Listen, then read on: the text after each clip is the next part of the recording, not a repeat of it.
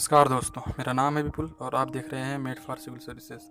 दोस्तों, भारत और चाइना के बीच तनाव काफ़ी बढ़ गया है और यह एक नए स्तर पर पहुंच गया है। स्पेशली जब से गलवान वैली में चीनी सैनिकों का हस्तक्षेप बढ़ा है, तब से यह टेंशन दिन ब दिन बढ़ता जा रहा है। इस वीडियो में हम बात करेंगे कि यह विषय चर्चा में क्यों है। भारत चीन के बीच संबंधों की पृष्ठभूमि पर भी हम बात करेंगे और साथ ही साथ देखेंगे कि इस विवाद को निपटाने के लिए कुछ विकल्प हैं और वो हैं तो क्या हैं। तो आइए शुरू करते हैं आज का वीडियो। लेकिन वीडियो शुरू करने से पहले आपसे निवेदन है कि आप चैनल को सब्सक्राइब, वीडियो को लाइक और लाइक करने के साथ साथ बेल आइकन पर भी क्लिक करें ताकि सभी वीडियो की नोटिफिकेशन आप तक समय से पहुंचती रहे। तो दोस्तों, आइए शुरू करते हैं आज का वीडियो। हम देखते हैं पहले कि यह विषय चर्चा में क्यों रहा है। भारत चीन के बीच सीमा विवाद एक बार फिर सुर्खियों में है, क्योंकि 5 से 6 मई के बीच पेंगोंग त्सो झील के उत्तरी किनारे और फिर 9 मई को सिक्किम की नाकुला में दोनों सेनाओं के बीच झड़पें हुई थी। फिर उसके बाद से ये झड़पें कम होने का नाम नहीं ले रही थी। अभी हाल ही में गलवान घाटी में हुई झड़प ने सबको आकर्षित किया है और सबका ध्यान इस मुद्दे पर गया है। आइए आपको पहले दिखाते हैं ये पेंगोंग त्सो झील और ये गलवान वैली है कहाँ पे। दोस्तों, ये रहा लद्दाख का हिस्सा और इसमें अक्साई चीन और अक्साई चीन, ये रहा अक्साई चीन जिसपे चाइना का नियंत्रण है, ये रहा अक्साई चीन। और ये रहा काराकोरम रेंज, ये रही काराकोरम रेंज। और यहाँ पे रहा आपका गलवान वैली, ये रहा आपका गलवान वैली। और पेंगोंग त्सो झील यहाँ पे है। दोस्तों, आप देखेंगे कि ये दोनों हिस्से अक्साई चीन में पड़ते हैं। और ये जो रेड लाइन ये 1962 की वो सीमा रेखा है जब चीनी सैनिक यहाँ तक घुस आए थे। और इसको कभी कभी ये लोग LAC इसी को मानते हैं, चीनी लोग LAC इसी रेड लाइन को मानते हैं। तो ये रहा आपका गलवान वैली और ये रही आपकी पेंगोंग त्सो झील, जिसपे अभी हाल ही में चीनी सैनिकों के हस्तक्षेप हुए थे। तो आइए वीडियो को आगे बढ़ाते हैं। हम बात करते हैं भारत चीन के संबंधों की पृष्ठभूमि पर।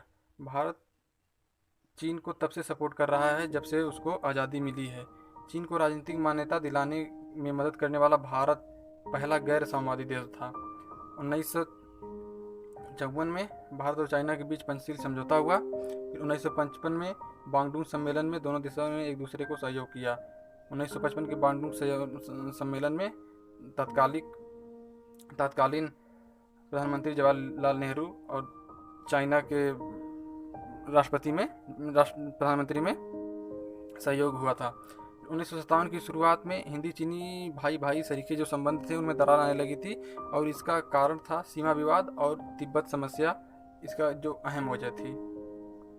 फिर उसके बाद 20 अक्टूबर 1962 भारत के उत्तरी पश्चिमी सीमा प्रांत में लद्दाख की सीमा पर चीन ने आक्रमण कर दिया और जम्मू कश्मीर के कुछ हिस्सों पर कब्जा कर लिया। यह युद्ध दलाई लामा को भारत में शरण देने के बहाने किया गया था, लेकिन इसमें चीन का अपना अलग उद्देश्य था। वो अपनी शक्ति का प्रदर्शन करना चाहता था। उसके बाद 1965 एवं 1971 के भारत पाकिस्तान युद्ध में भी चीन ने पाकिस्तान को परोक्ष रूप से समर्थन किया था। इसके बाद से भारत के प्रति चीन का कभी भी सकारात्मक रवैया नहीं रहा। भारत चीन के मध्य लगभग 3,488 किलोमीटर 3,488 किलोमीटर लंबी सीमा रेखा है, जबकि चीन इसे केवल 2,000 किलोमीटर तक ही मानता है। हमारे राज्य हिमाचल प्रदेश, उत्तराखंड, सिक्किम, अरुणाचल प्रदेश और केंद्र शासित प्रदेश लद्दाख की सीमा चीन से लगती है। लाइन ऑफ एक्चुअल कंट्रोल यानी कि LAC के 3 सेक्टर हैं। पहला सेक्टर है वेस्टर्न सेक्टर जो कि लद्दाख में पड़ता है, दूसरा है मिडल सेक्टर जो कि उत्तराखंड और हिमाचल प्रदेश में पड़ता है, और तीसरा है ईस्टर्न सेक्टर जो कि सिक्किम और अरुणाचल प्रदेश में पड़ता है। दोस्तों, एग्ज़ाम में ये क्वेश्चन पूछा जा सकता है कि भारत के LAC के कितने सेक्टर हैं और वो कहाँ पे है, ये मिलान के लिए भी आ सकता है, इसलिए आपको इस पर नज़र रखनी ज़रूरी है। आप इसको देख सकते हैं। आइए अब देखते हैं कि ये वेस्टर्न सेक्टर, मिडिल सेक्टर और ईस्टर्न सेक्टर हैं कहाँ पे। आइए दोस्तों देखते हैं ये है कहाँ। दोस्तों ये रहा अक्साई चीन और लद्दाख का हिस्सा जो कि डिस्प्यूटेड है, और इधर रहा आपका अरुणाचल प्रदेश का हिस्सा जो कि विवादित है, चाइना इसे अपनी टेरिटरी मानता है। ये रहा वेस्टर्न सेक्टर जो कि अक्साई चीन को काफ़ी घिरे हुए है। उसके नीचे रहा आपका सेंट्रल सेक्टर जो कि लगभग 545 किलोमीटर लंबा है, और ये 1570 किलोमीटर लंबा है।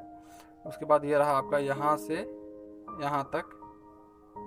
उसके बाद ये रहा आपका ईस्टर्न सेक्टर, अरुणाचल प्रदेश से लेकर सिक्किम तक। तो दोस्तों ये रहा आपका LAC के सेक्टर वाइज डिवीज़न। आइए वीडियो को आगे बढ़ाते हैं। डोकलाम जैसी स्थिति फिर न पनपे, इसके लिए इस विवाद को सुलझाना बहुत ही ज़रूरी हो गया है। इसके लिए भारत और चाइना दोनों को राजनयिक और राजनीतिक दोनों स्तर पर पहल करने की ज़रूरत है। दोनों देश आपसी सीमा को अब अस्थायी रूप से मान्यता देने के लिए सकारात्मक रुख अपनाएं, अन्यथा ये विवाद हमेशा के लिए बना रहेगा और यह किसी भी देश के लिए अच्छा नहीं है। दोनों देश को आपसी सौहार्द बढ़ाने की दिशा में काम करना चाहिए ताकि व्यापारिक और सांस्कृतिक रिश्तों में कोई दरार न पड़े। हम आपको ज्ञात ही होगा कि चाइना और भारत का व्यापार बहुत ही प्रगाढ़ है, और इससे इन विवादों के जरिए इन दोनों को नुकसान हो सकता है। सीमा विवाद जैसी गतिविधियों पर काबू पाने के लिए एक कॉमन अंडरस्टैंडिंग की ज़रूरत है, जिसको दोनों देश के सैनिक और लोग सभी माने। एक ऐसी कॉमन अंडरस्टैंडिंग होनी चाहिए। अंतर्राष्ट्रीय और क्षेत्रीय स्तर पर समन्वय को बढ़ाने पर बल दिया जाए, मतलब कि इन सब बातों को सिर्फ आपस में ही ना बल्कि अंतर्राष्ट्रीय स्तर पर भी उठाया जाए, और इस पर समन्वय कायम किया जाए। अब देखते हैं इसकी आगे की राह क्या हो सकती है। जैसे दोनों देशों को पता है युद्ध नहीं बल्कि एक ऑर्डिनरी एडजस्टमेंट ही किसी भी तरह के सीमा विवाद का हल है। मतलब कि युद्ध किसी भी समस्या का समाधान नहीं है, एक एडजस्ट करके अगर चला जाए तो ये सबके लिए अच्छा है, और उसी पे इन दोनों को अमल करना पड़ेगा। समझौता ही एक ऐसा कदम है जो कि LAC पर मतभेद को समाप्त कर सकता है, वरना मतभेद तो ऐसे हैं कि जो बने ही रहेंगे।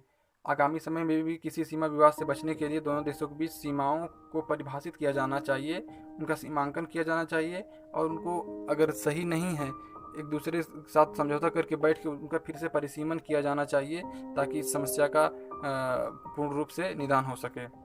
आपसी सौहार्द को बरकरार रखते हुए, आपको पता ही होगा कि इस वक्त कोरोना जैसी महामारी पूरे विश्व में फैली हुई है। पूरा विश्व कोरोना से लड़ ही रहा है, और इस बीच ये चाइना और भारत का जो विवाद उपजा है यह किसी भी तरीके से अच्छा नहीं है। इसलिए आपसी सौहार्द को बरकरार रखते हुए कोरोना के खिलाफ लड़ाई में एक दूसरे की यथासंभव मदद की ज़रूरत है। भारत और चाइना को चाहिए कि वो आपसी मतभेद कम करने की दिशा में सामने आए और एक सकारात्मक रवैये से कार्य करें। तो दोस्तों कैसा लगा आपको आज का वीडियो? आशा है अच्छा लगा होगा। तो आप लाइक करेंगे, कोई गलती रहे तो कमेंट बॉक्स में ज़रूर बताएं, और ऐसे ही सपोर्ट करते रहें ताकि आपको इसी तरह अच्छे नए वीडियो मिलते रहें। कोई गलती हो तो कमेंट बॉक्स में ज़रूर बताएं। धन्यवाद।